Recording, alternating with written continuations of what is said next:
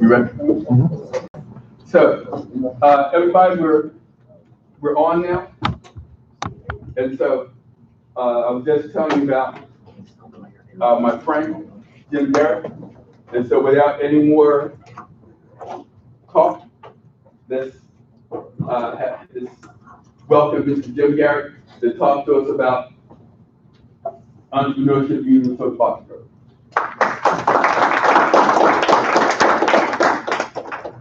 Thank you, Dr. King, and good morning, young men. Today we want to talk about cars, we want to talk about engineering, and we want to talk about business. How many of you are interested, have any interest in engineering? Engineering, you know what an engineer is? What is an engineer? Someone that makes something. Okay, well, an engineer really, anything that is made by humans, anything has something to do with engineering. So if you look around this room, point out, give me a name of something that you see in the room. What do you see? A monitor. You see a monitor. Okay, a monitor is designed by an engineer. And not only the monitor, you see a computer? Well, a computer is designed by an engineer. Do you see the room here? You see a building. Okay, a building is designed by an engineer. A car is designed by an engineer. So when you talk about engineering, it's really talking about designing and building things. And also, when we talk about business or entrepreneurship, what does that mean to you? Anybody have interest in business? What happens with the business? You have something that someone wants you to make something that someone. You have something that someone wants you to make it, and you're able to sell it to them and turn it into money, or you monetize it, and you're also able to actually make money. Or sometimes you have businesses that are not designed to make money, but they could be nonprofit. They bring in money, and it determines what they do with the money. It determines what kind of business it is. So anything we can think about as a theme can also be turned into a business. So if we think about cars, how many of you have heard of a SoapBox car? SoapBox cars.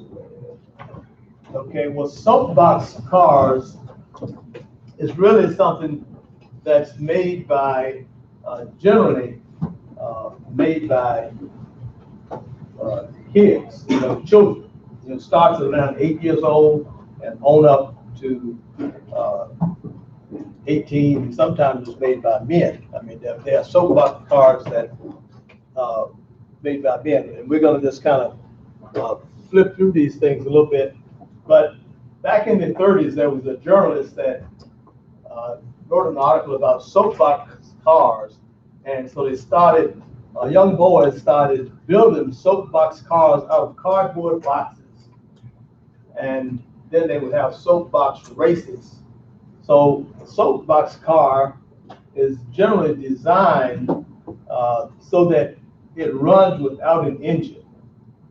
And you can have races by SoapBox cars that don't have engines.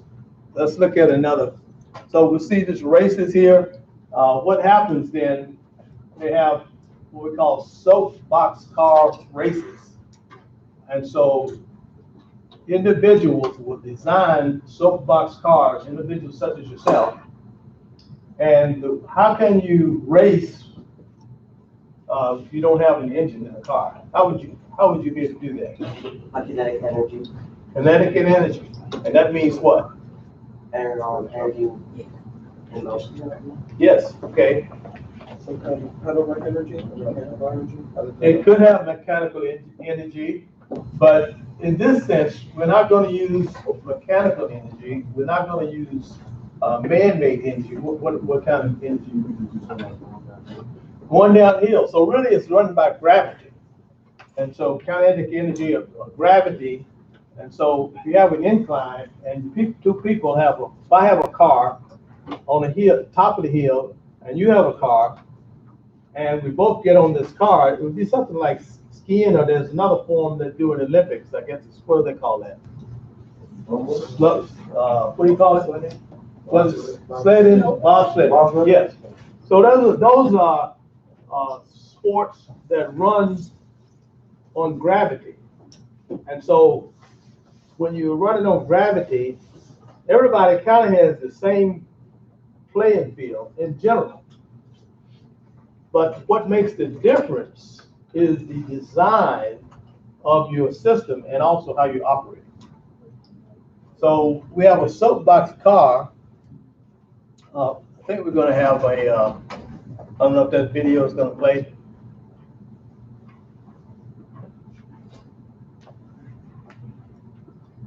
Anyway, a SoapBox car, we have these what we call SoapBox derbies. And, we have Kentucky Derby. The Derby is when, we bring together kind of a festival type race. And so everybody kind of turns out for it. Let's see what this is going to say. Need me turned up? Yeah, please. Get the sound. See if you get the sound.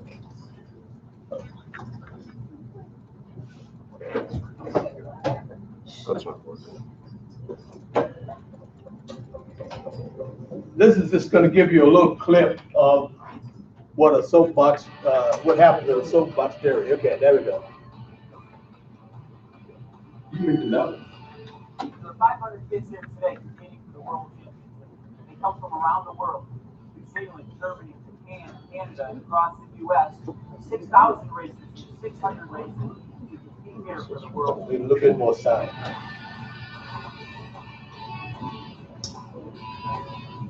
We have a gravity racing challenge program. Kids are building these cars and participating in SoapBox. They're learning science, technology, engineering, and math. They're learning we have several schools that are now competing.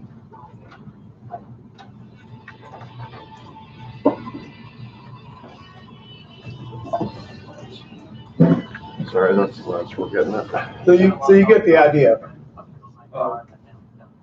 Stuart, is the system volume is too low, or is it just the? Oh, I just found it. Can you turn on the light for a second?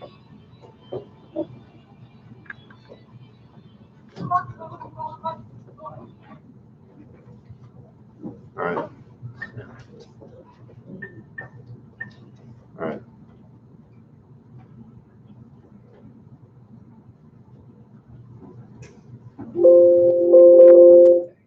There we go.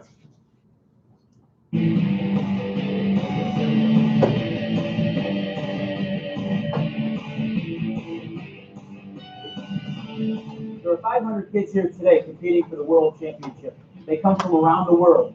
New Zealand, Germany, Japan, Canada, and across the U.S. 6,000 races and 600 races to compete here for the World Championship.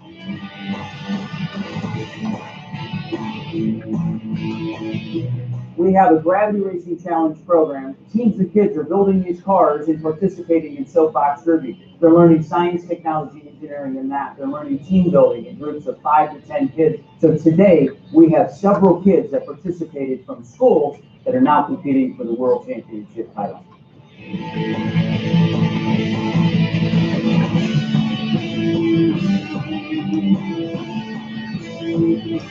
Had a lot of help from some friends, helped me build my car, and my family's definitely been here to support me. They've been cheering me on and telling me that I can do it.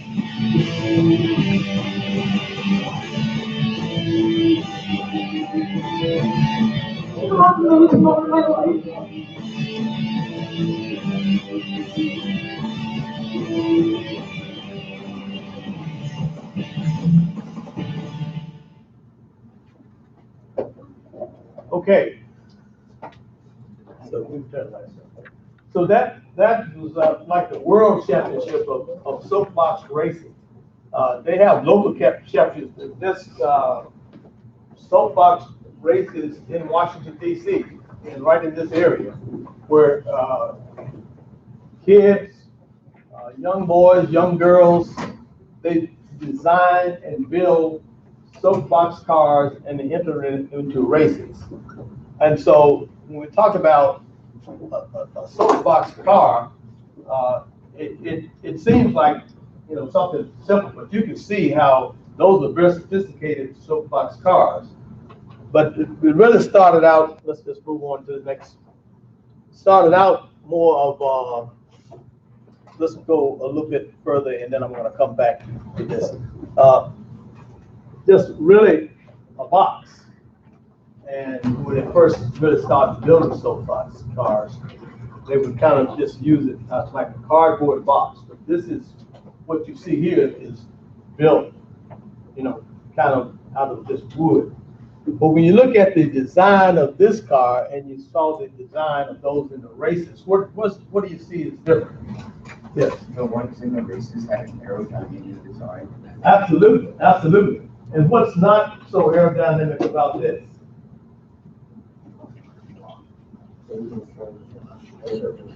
It's boxed, and so the more boxy it is, in other words, you have wind resistance. Almost the wind is working against you, so the car itself is designed that it's not going to go fast. So when you look at cars designed that you have on, you know, everyday cars, they build them more aerodynamic so that it's almost like a boat or an airplane. So it's really trying to have less resistance on it.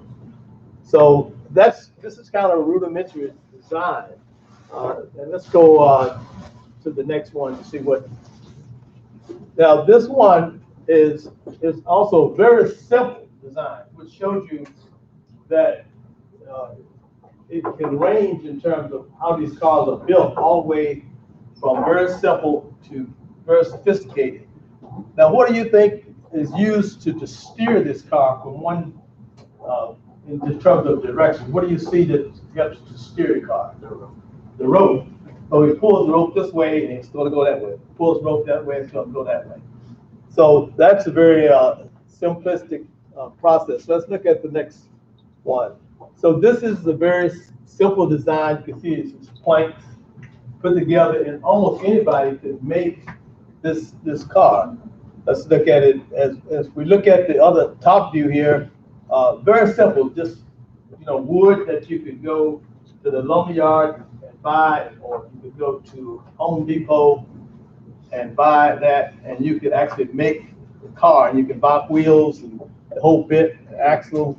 So you see all the things that's made. But when you look at this part, almost like a square, a T-square, this part in here and that part in there and all this, what is that called?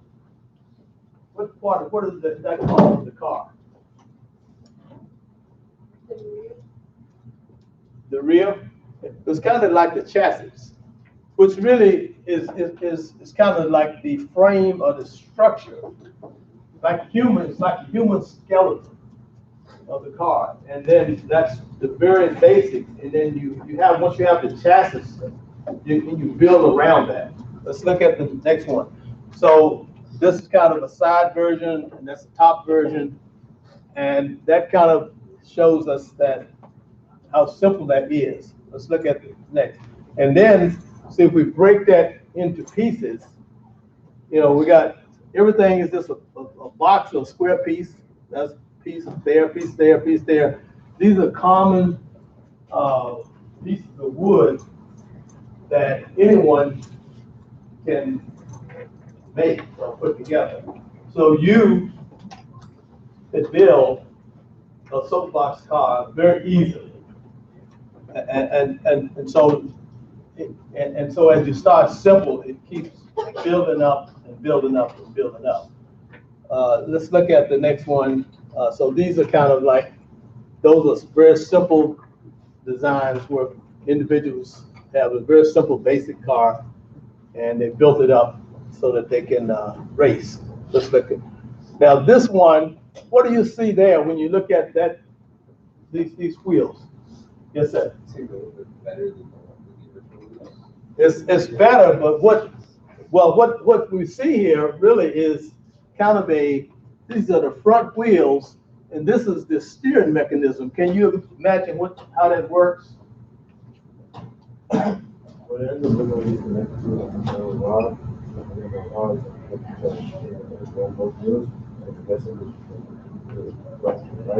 Almost like. You got it, I think. So you see the rod is turned that way, and then it's turned that way, but this rod actually goes back. It's really connected to a steering wheel. So, and it's got at the end of the rod like that, and so when you push the steering wheel, when you turn it like this, that arm is going to make that lever go over like that. And so when it goes like that, or like this, it's turning the wheels. It's turning like, you rotate just like this, I do like this, it's going to turn the wheel that way. So now, we're talking about designing a steering wheel. And that's generally, it's all about engineering. And see how simple that is? That you can actually engineer and learn how a car can be steered. So as you design all the way from a rope, which when I grew up on the farm, and we had horses and mules, and you ride them, and you pull the bit to the right or the left, and then the mule will go that way. If I pull it this way, so the car is kind of the same thing in these little ropes, like that. And it gets more sophisticated as we go forward. So let's go back up to where we see the business plan. Okay. So we could, we talked earlier about anything that we have, we can make a business out of it, right? So if I pick up this bottle here, how many things about business is in this glass, this bottle? The way the bottle is designed and the on the bottle or on the wrapper that's on the bottle. Right, you just made about 2 or 3 businesses right there. When you talk about designing the bottle, that's one business. You talk about the logo, there's another business. You talk about the paper, the plastic, whatever that is wrapped around it, is another business. There's somebody that does that. What else do we see as a business in this bottle?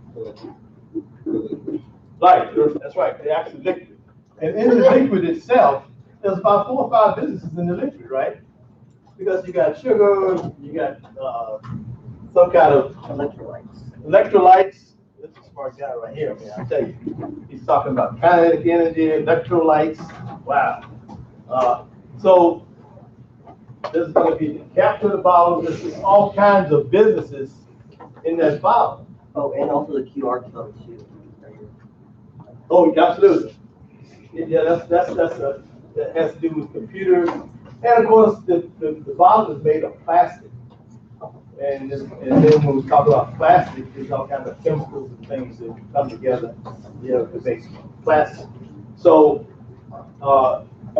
it's no different. If we talk about SoapBox cars or cars, there is a business component of SoapBox cars. Now, generally, SoapBox cars are not, in other words, you could buy a SoapBox car, but the whole idea about SoapBox cars is that it's designed, the whole program, SoapBox cars, the concept is that individuals design their own car and are able to race on the car. So, and what's important about that is that the better you are able to design the car, that's how you can get more efficiency out of the car and the race. So we talked about it earlier, going down the hill and, gravity. So that's one thing that helps it go fast. What are some of the other things that would make the car go faster? Yes. How narrow the design is. How narrow the design is. The what? How's the facilities? I want to, the person all the way here can't hear you, so let's say, How's the facilities? oh, you're about to say what he said, okay. You said it before, resistance, but Wind resistance, absolutely. The material used to make the box sound. Absolutely, if it's heavier or lighter, or if it's smoother, the weight, absolutely. So you think it's gonna go faster if it's lighter or if it's heavier? Generally, but it depends. Because, weight sometimes, if you have really good mechanism in terms of your the wheels and how much weight, it could actually push it faster. But in general, the lighter is going to help you, because what else could make it go faster? Okay, even the if you have your wheels going absolutely straight, or if your wheels, for example, when you put the wheels on the axle, if it's a little skewed, that's going to give you drag, right? That's going to give you some resistance. Or if you have it a little like that, or one like that. So when you're designing it, you want it to be completely straight, and how you put everything together, you want it to all be really precise. And so the less friction, we understand the whole notion of friction, right?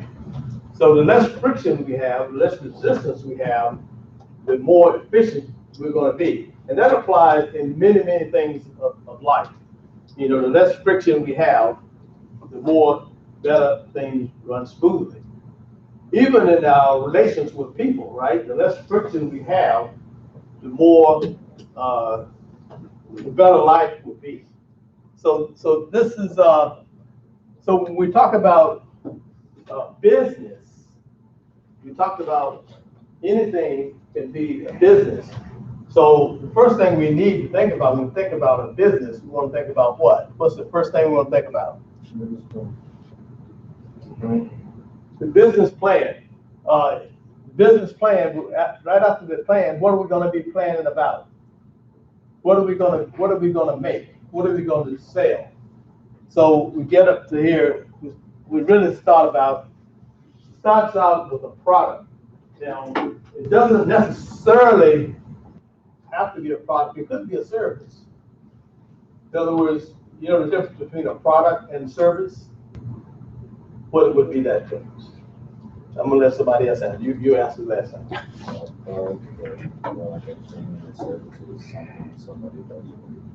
Right. A product is a thing, and service is what we actually can do.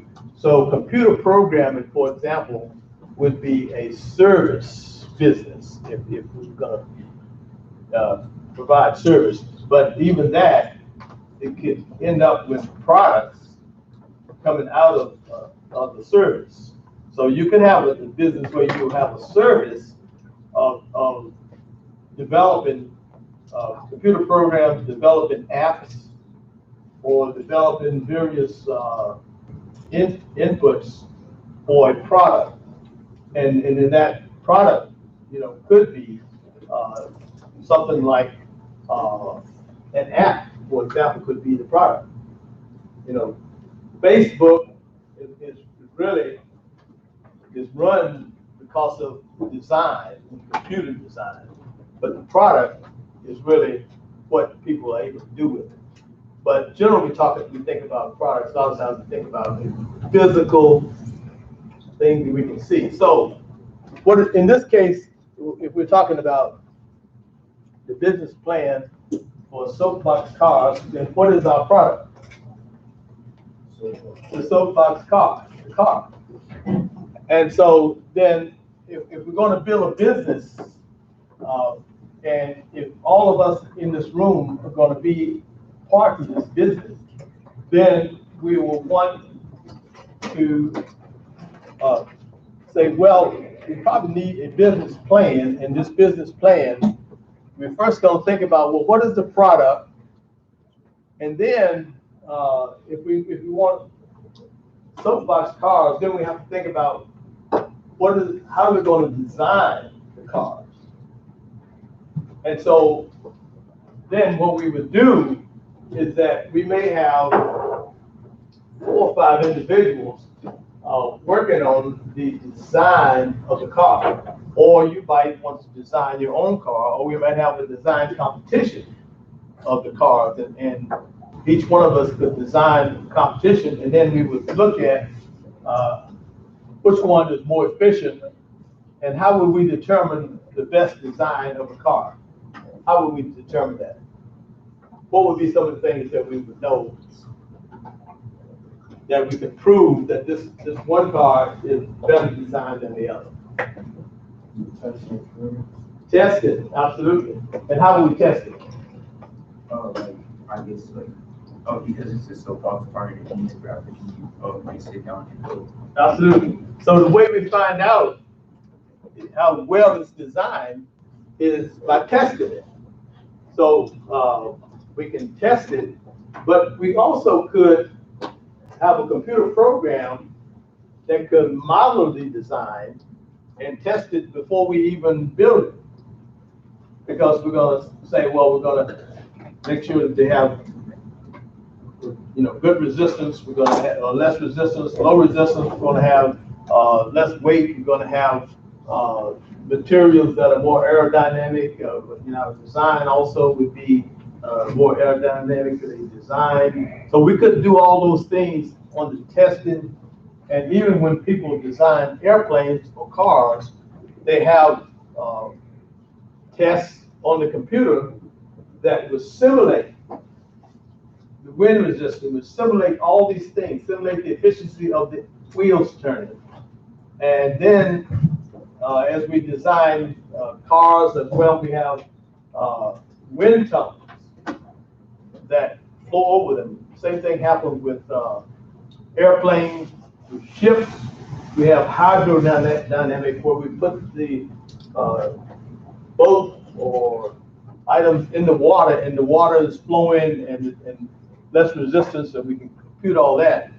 But in the SoapBox cars, a simple way to do that is for individuals to test the car, and then you can put a time factor on it. If you have the same distance, say if we're going to go down a hill, and the hill is say 300 feet, then as it goes down the hill, and the amount of time it takes you to get there, and so how would we know whose car is designed better?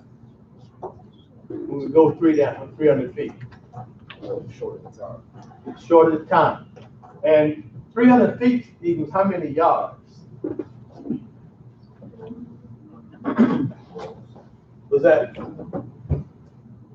100 yards? And what do we think about when we think about 100 yards? Where else do we see 100 yards? Football field. Absolutely. So we kind of relate things like that to say that, oh, that means if I design this thing and I can find a place that's about equivalent to 300 yards, and I can probably find this hill, and then I can race down it. Now, on SoapBox cars, what happens is that communities get together in order to do a SoapBox car race. Sometimes they have to actually shut down a highway. So when if you ever build a SoapBox car, don't try to go to races on the highway or on even a street, unless you have pre-approved it and got this, the local neighborhood to shut off the street for a certain period of time, and then you've been moving cars and things off. So all that goes into safety, but sometimes there might be places where you could design and find a long hill there's nothing else there. So, but then you can go down the hill and you can find out what is the best car.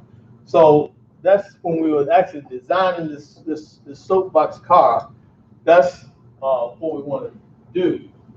As we design, we showed you earlier what it takes going through the building of this car. And so you could pick out different materials. There's some things that you could probably order, online, that some different component part, or you can go buy the parts, you know, at Home Depot or different places and actually make your soapbox car. So now we've designed it, the car, we've tested it, and then if we wanted to make it into a business, then we need to do what? What do we need to do? We need to advertise it, or we need to determine what is the market. Who would actually buy a soapbox car? Which is the same thing about a business. When you come up with a business idea, you might think it's a great idea, but you have to find out, would anybody buy what you are offering, right? So if you wanted to sell these bottles, if you want to design a bottle, then you have to think about, what is the market for the bottle?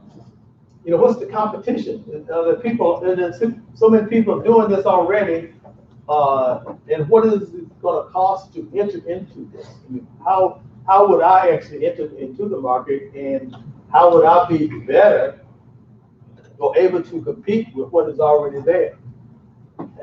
And even that, sometimes we don't always have to worry about the fact that something else is already there. We just kind of make it a little different. You think that when you go and try to buy toothpaste, do you think there's room enough for another toothpaste? How many types of toothpaste do we see when we go to the store to buy toothpaste? A lot. So why would different people come in and come up with another toothpaste? Why would they do that? Try to best another toothpaste. Best another toothpaste.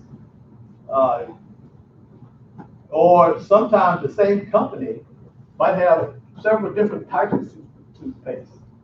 And so they're trying to saturate the market. Or sometimes when we're trying to do something, we don't have to do something that is completely brand new. We just do something that's already being done, and that way we fit in. And people are not thinking that this is something new. This is just a different version. And so there's always room for improvement of whatever there is. That's why we see things constantly being updated and improved, and whatever it is that we do, there's somebody that's going to be doing something better. And that's kind of the way it is in life. You know, no matter how many people we have, we're going to keep having new people, because some people are fading away and other people are coming on, and some people are retiring and all that. So we always need room for the new market. So then but for the soapbox market, who do we think, if we were going to sell soapbox cars, who do we think would be our market? Who would be interested in that? Kids. Yes. How old? 8 to 10. 8 to 18. Sounds about right. I think so. 8 to 6, 8 to 12.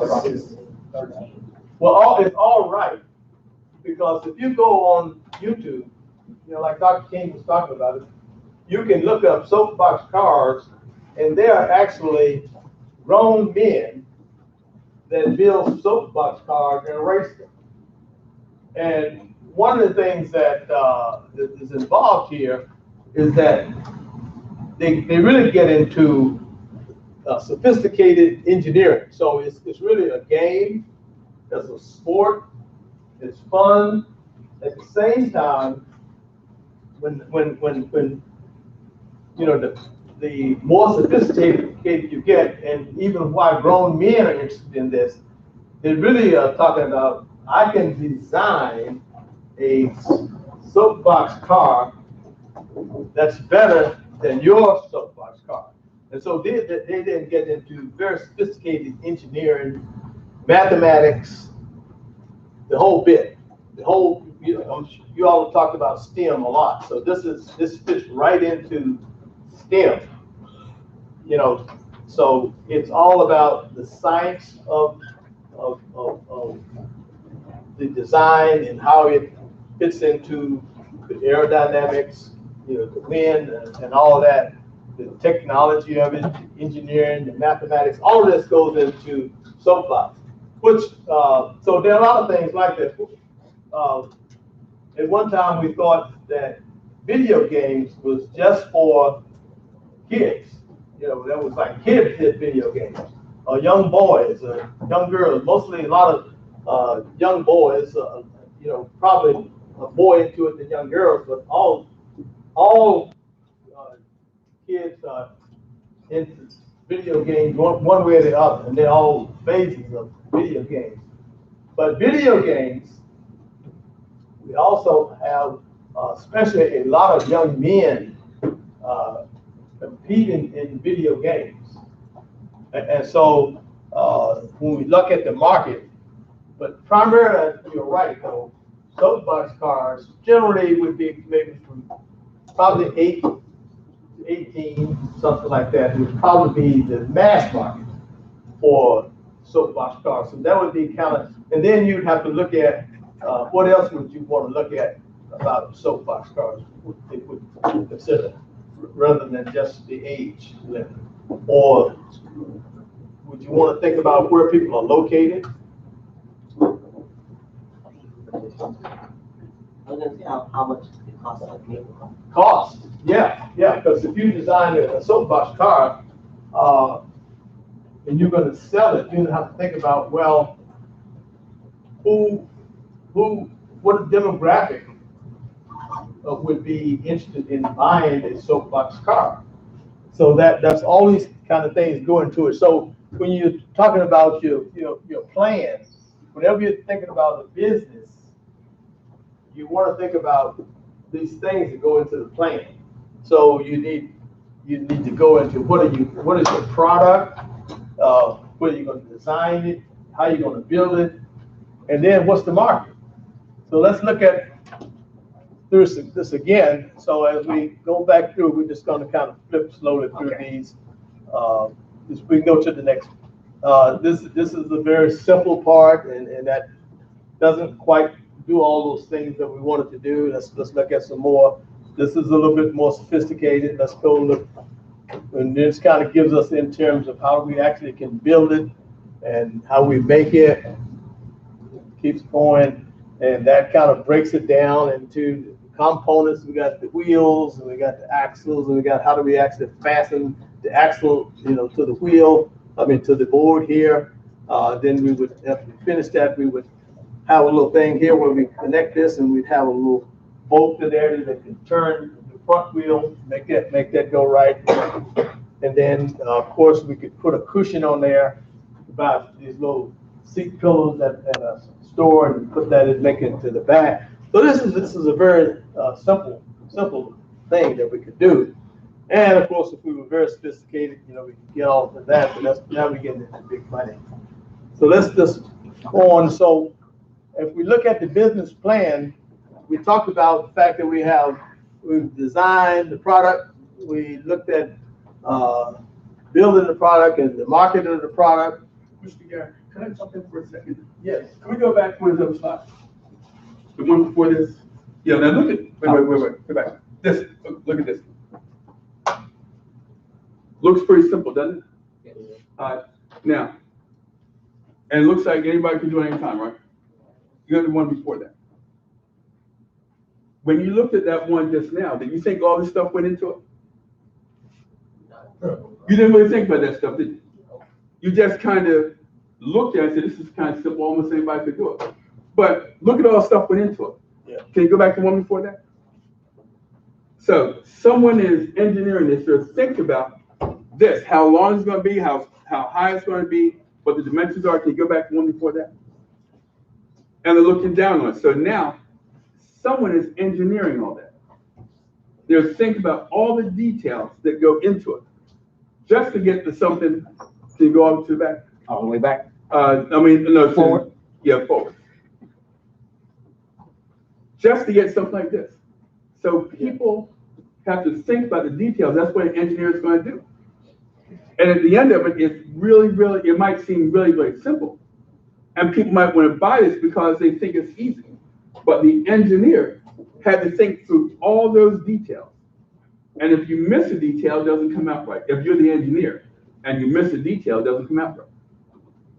So that's one of the points that Mr. Garrett's trying to make to you, that when you can do something that seems simple to the person who's going to buy it from you, but you thought through all the details to make it successful, that's exactly what an engineer does. And it doesn't have to be just something mechanical like this. You're going to do it with all kinds of things, whether it be your video games or the cybersecurity stuff you're going to learn about, or anything else that you might, that bottle that he was giving you before, whatever it is, it looks simple when it's done, but it is very complicated in the back. And that's why engineers make a lot of money, because they address the details. Excellent, excellent. And that's the whole point of all this, is that when we think about the ability of a great engineer is to be able to take something, the end product that looks simple for people, but it's of great use and great value, and it's very attractive to what's really happening. If we think about back when Apple computers came into being, we had these personal computers, which looked very much like this, and Apple with you know, the CPU, all the other parts of the computer in a box. And then Apple came out with something that was all proposed and nice design and nice looking and all that. And so it became more attractive, but there was a whole lot to get into it to get to the end game. And so that's your value when you start thinking about doing something. You think in great detail of how is this made and how is this done. And that's the whole idea about everything that has to do with STEM. It goes back into taking something that science, in other words, the physicist looks at the nature, the natural things of the world, what the physicists and the chemists kind of look at, then the engineer says, oh, we will take these principles and see how we can capture on it. Like when we say an object in motion tends to remain in motion unless disturbed by an outside force. Anybody heard that before? So that's really the whole idea about, you know, this soapbox. But we can take that. That's one of the laws of physics. So how do we apply that, an object in motion? We apply that to many, many areas in building cars, or even you know, even in just a relay race. You know, when you got a relay and one person is running, is trying to catch the other one, and so that person has to maybe slow down and hand off the baton, and all those factors that go into that. So if we wanted to do a business around an idea, and so in this case, we're talking about SoapBox cars. We talked about the design, the build, the study the market. So we said, okay, well, this looks like something we want to do. Then we need to kind of organize the business. And when we organize the business, what does that mean? We say organize the business. What is that? What goes into organizing a business? Like The structure of the business, yes. personnel, Personnel, people, competition. the competition. But one of the things that we also need to talk about is the legal competition of the business. So it's how the legal structure of the business. So and then we won't really go into detail about that, but you know, we can incorporate the business, we can have a partnership of business, or we can just say I'm just a single person doing a business, sole proprietorship, and I don't really need to incorporate the business. But that depends on the kind of businesses And, you know, lawyers can advise you of that, but you can read on it. But generally, when you do a small business, a limited liability corporation, the LLC, which you've heard of, generally is kind of a good place to start, unless you have a very, very large business. But those, so you kind of organize the business, and then you would say, well, what is the who are the members of this corporation? And so, if all of you, how many people we have in the room? About how many? 30? Well, let's just say there's 30 of us. And so each person then would own 1/30 of the business.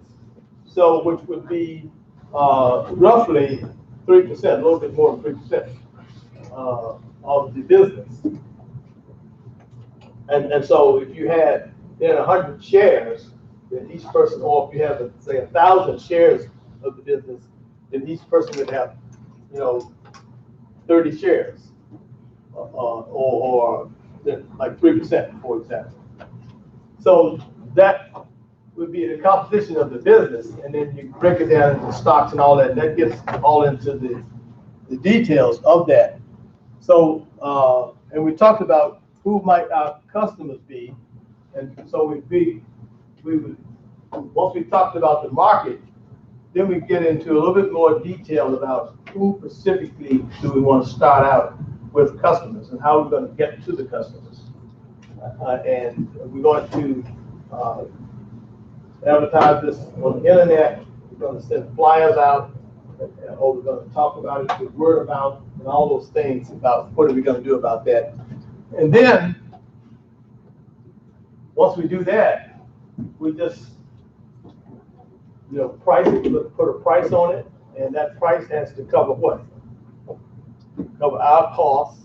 In other words, how much time do we get? What is the cost of our materials? What is the cost of the space? All these things go into developing our costs. And so if the SoapBox car is ultimately going to sell for $100, then we have to think about how much time do we put in it. So our time is worth something. How much do we have to buy to put in it?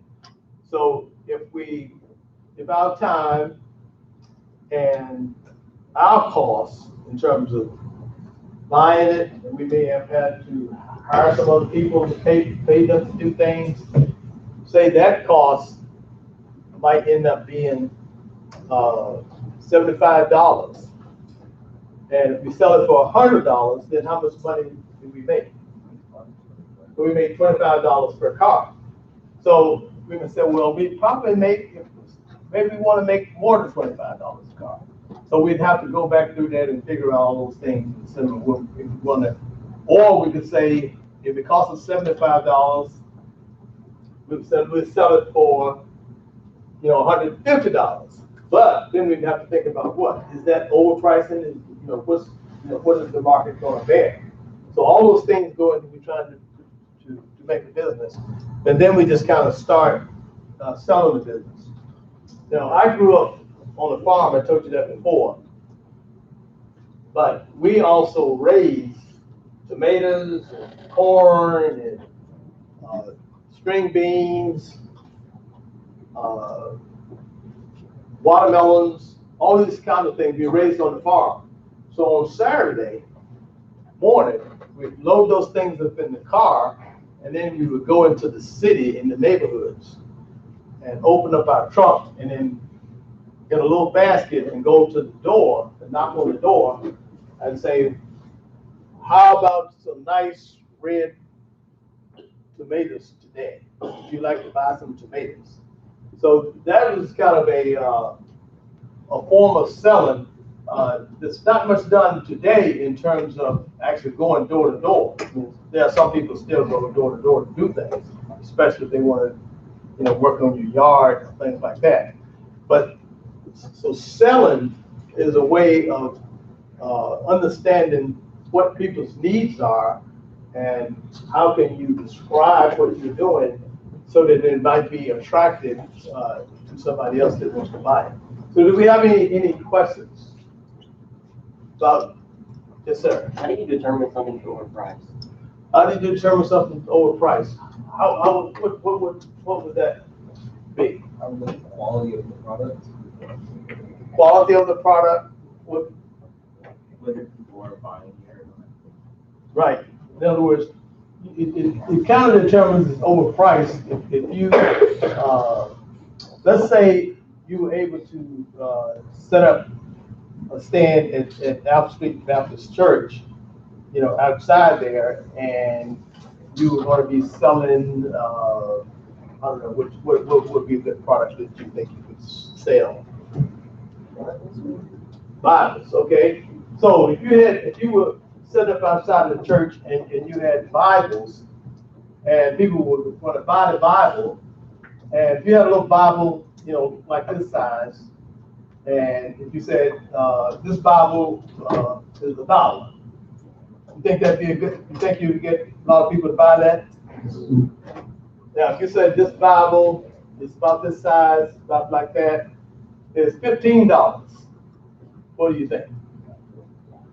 So it really is like, what is the market? What will the market bear? That's how you kind of determine that. But you first, though, you have to determine what is your cost. And if it costs you more than to make the item than it would sell for on the market, so the market, it may not be a good product, or you may have to figure out how to lower your costs in order to make it fit the market. So really, what determines the market is what is the supply and demand. What will people pay for it? That's kind of what determines the market, and that's over time. And there's various lots and lots of factors to go into that, and that in and of itself, people that are interested in business, is a very sophisticated process. And so it's a very good question in terms of how you determine the price. And so it's not always easy to do that, but the simple way is what will the market bear? You know, what would people willing to pay for it? That's kind of. Any other questions? All right, thanks. Yeah. Thank you.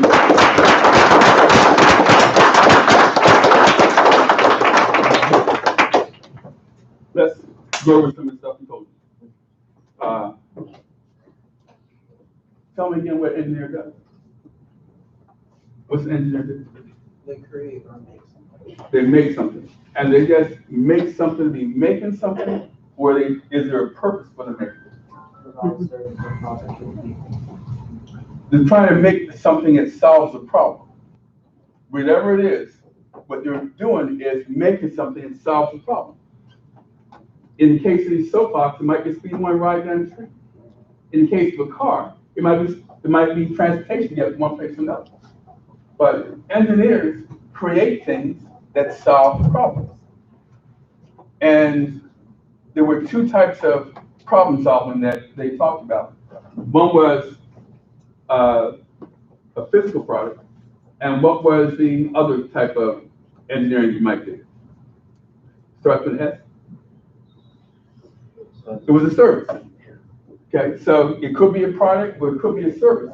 But either way, you're going to go through the same type of process to figure out. You're going to solve a problem. And so you have to engineer a solution to that. Engineer would be like, what's another word then for engineering?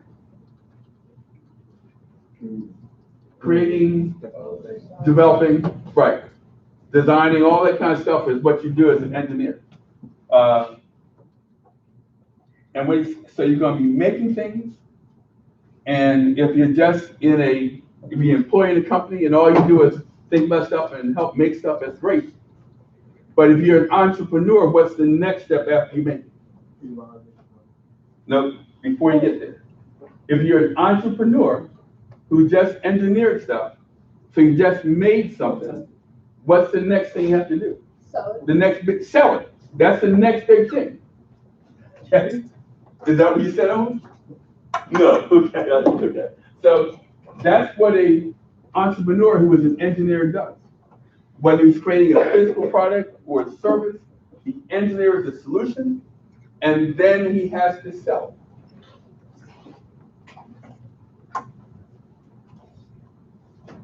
In the case of the soapbox, how could you, and based on what I just said, in the case of a soapbox, how would you make money off of that? Well, selling it, but what? What's your target audience? All the stuff we talked about, your target audience. But there's lots of soapboxes now, and lots of different designs. So what do you have to do? What are you going to do? Solve a problem. You have to solve a problem. So without knowing about soapboxes, can you solve that problem? You have to know something about it first. And then the more you know about it, the more you can pick something that may be a problem. And then you can design a solution for that thing you just figured out. So when he gave you this model and started saying there could be a bunch of businesses in here, and he gave you some ideas, can you see how you get there? Because there's all kinds of things that go into this. And it looks pretty simple. And you might go to 7-Eleven or something and buy one of these bottles and never even think about what goes into it. But there's all kinds of stuff that's going into here. All kinds of little things. And so if you know about that, then you can pick something and find something that you can do better than what's already being done. You might find that they have certain problems when they're trying to create these. And if you come up with a solution for it to make it easier for that manufacturer, then you can make a lot. That's where the engineers come in.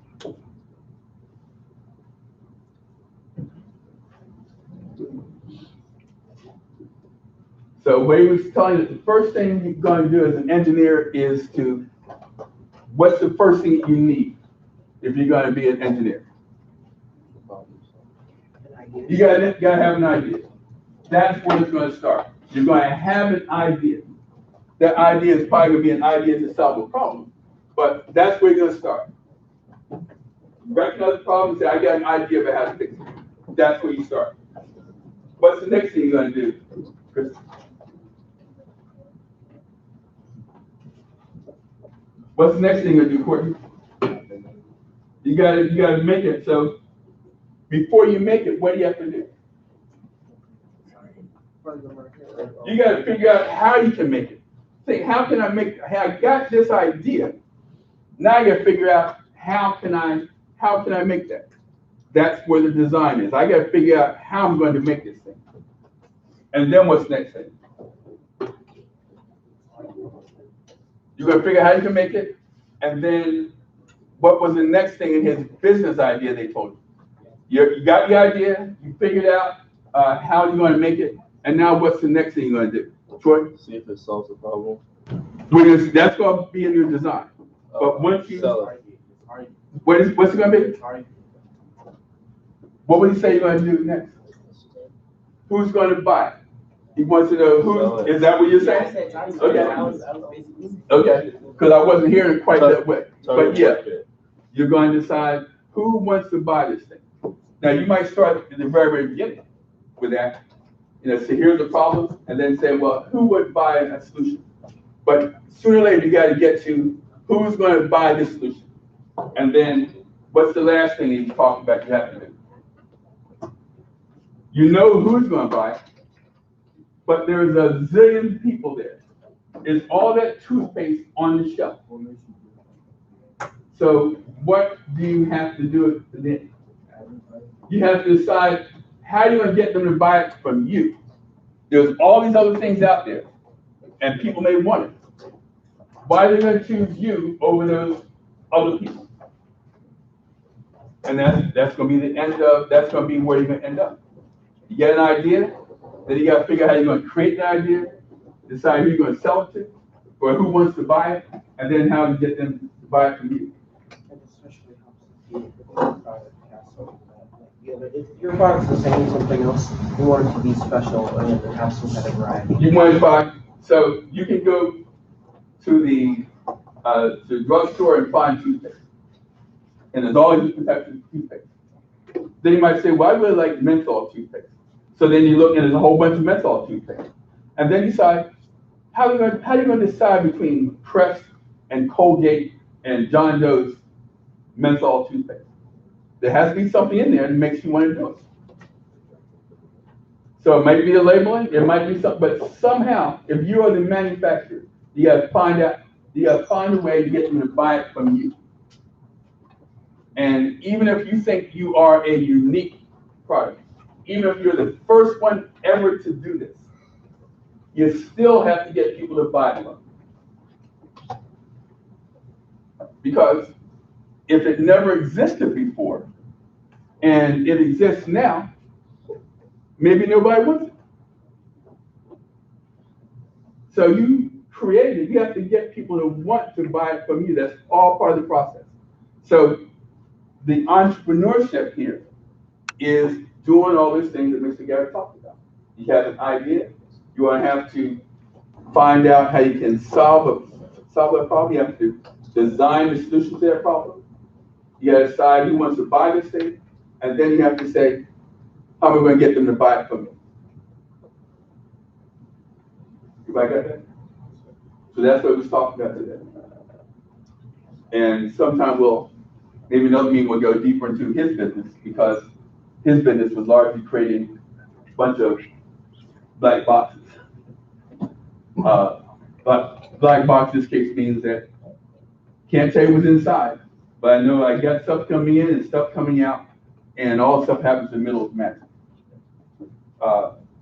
Before we go downstairs, how many people remember the story that we told before about cell phones and how that whole cell phone industry got started? Anybody remember that? We were talking about when the guy was on TV. Wait. Wasn't quite that. I remember you said that there were some people who were in a conference or a meeting, and just one of them asked, "Do you like your cell phone?" Not quite. But that came later on. Okay. That started with a problem that the Navy had. The Navy had a problem where they were out in the ocean, and they had to communicate with people who were back on land, and they didn't have a way to do that. And so they started asking people to come up with solutions to that problem. Research, engineering, all that kind of stuff, to find a way that when the Navy ships were out in the middle of the ocean, they could communicate with people back on land. And eventually people came up with, engineers came up with a solution that involved electronics and became cell phone. And so then the Navy had their problem solved. Engineers solved that problem for them. And guess what happened after that? That was a Navy problem, nobody's making money off of it. But the government allows you to use technology that they have done the research to create. So somebody found out that the Navy had solved their problem that way and said, that is a problem that lots of people in the country have. That's something that lots of people in the country would want to do. Be able to talk to people without having to be on a physical telephone. And so he said, I'll make this into a business where I am selling telephone service that doesn't use wires, it only uses air. And I'm going to use the Navy solution to that, the solution that the Navy came up with. I'm going to do that and I'm going to sell it to people. And that was beginning the cell phone industry. And all the stuff we have right now started with a simple solution to an easy problem. Everybody talks to everybody. I'm going to make it easy for you to talk to anybody you want to at any time. We use cell phones. Okay? All right, so we're running late, but I wanted to get this thing about entrepreneurship. We're going to do some more of this later on. Let's clean up our mess. And then we're going to go downstairs